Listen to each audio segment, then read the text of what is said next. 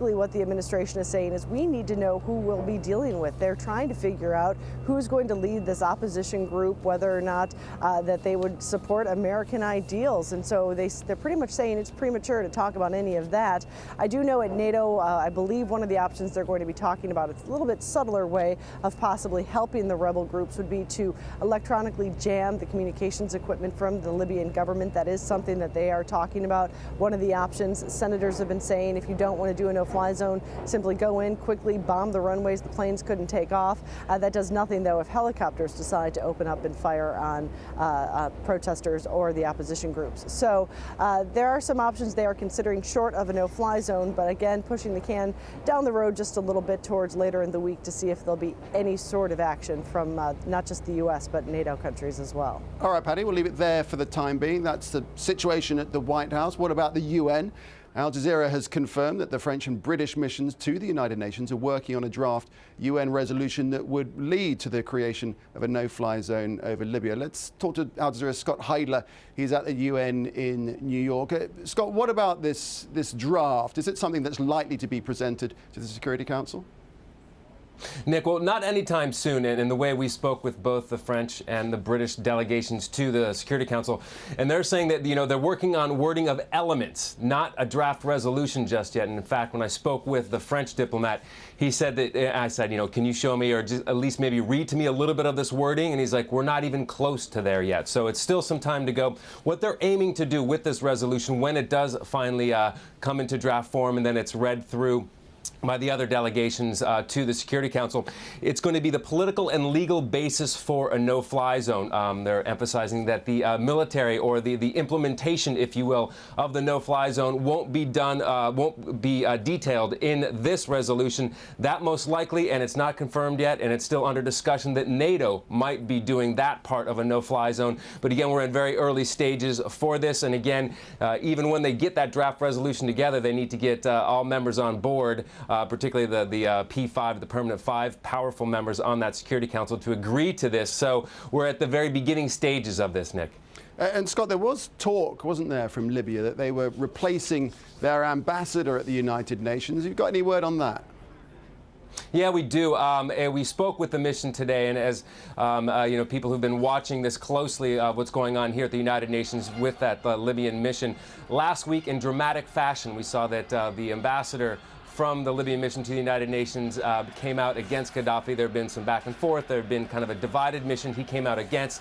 What we're hearing now is that Colonel Gaddafi has said that he's sending Ali Treki, who will be the new head of the United Nations, the Libyan mission to the United Nations. We spoke to them today. They said that they haven't heard anything from him yet.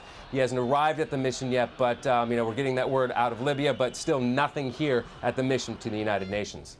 All right, Scott, thanks very much indeed. So that's a position at the United Nations, that's a position at the White House. More from us later. For now, it's back to you in Doha.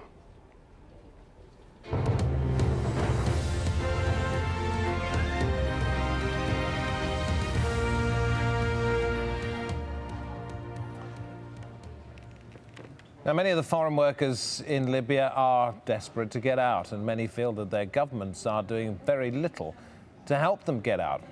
Jean-Philippe Chauzy is the head of communications for the International Organization of Migration, and he told us that the world's got to stay focused on the plight of those in trouble there.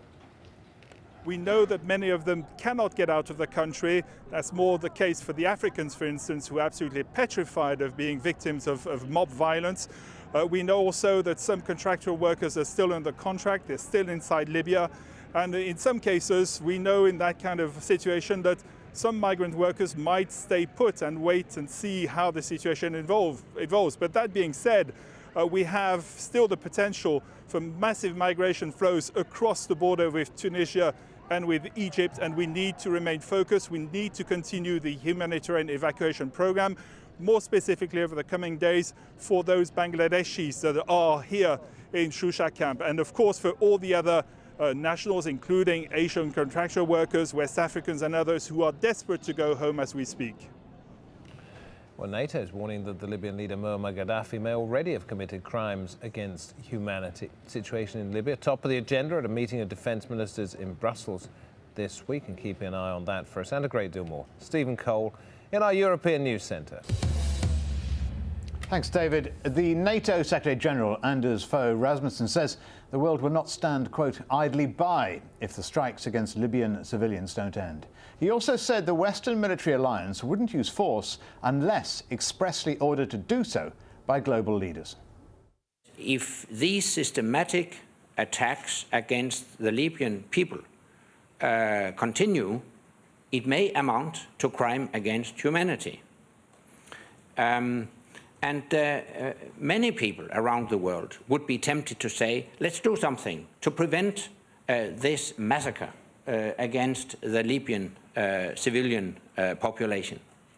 On the other hand, you're also right in pointing to the fact that there are a lot of sensitivities in the region as far as a foreign military intervention is concerned, or what might be considered as a foreign military intervention. And that's exactly the dilemma. Britain is blaming what it calls a misunderstanding for the mission to make contact with the Libyan opposition. 8 members of the special forces were captured as they landed in eastern Libya, but have now been released. The British Foreign Minister William Hague says he personally authorised the operation. And official reports. Arriving back in Malta, the failed British Special Forces mission to Libya. In the UK Parliament, the Foreign Minister said it was all a misunderstanding. Last week, I authorised the dispatch of a small British diplomatic team to eastern Libya in uncertain circumstances which we judge required their protection, to build on these initial contacts and to assess the scope for closer diplomatic dialogue. I pay tribute to that team. They were withdrawn yesterday after a serious misunderstanding about their role, leading to their temporary detention. A helicopter carrying 6 Special Forces soldiers, an officer from the MI6 intelligence service, a spy by another name, and 1 diplomat landed in Salouche, several kilometres from Benghazi. With guns, explosives and fake passports in their bags, they were quickly detained by locals. 8 people were arrested, and it turned out that they carried British passports. The reason that they were arrested is that they entered the country illegally and without permission, authorisation or prior arrangement with the Libyan authorities. Libya is an independent nation. Therefore, our sovereignty and our borders should be respected by everybody. The UK's ambassador to Libya, currently in London, then had to call rebel leaders to explain what was going on, a conversation which surfaced on Libyan state TV. We try to interfere, saying those people are coming to helping us. Yes, Yes. Their idea is that they're a group who are just coming to find out where our mission will stay and how they will operate to do the logistics, and then we will send the officials in consultation with you next week. I think the intentions are perfectly fair. What they're trying to achieve is fine, but of course it is an embarrassment in the way it portrayed itself, first of all, to the rebels in the east, and secondly, actually, to the government in the west. We sort of lose face on both sides. This is a huge embarrassment for the British government. Special forces are highly regarded, but this is one incident that won't get a great write-up in their history. It's also a propaganda victory.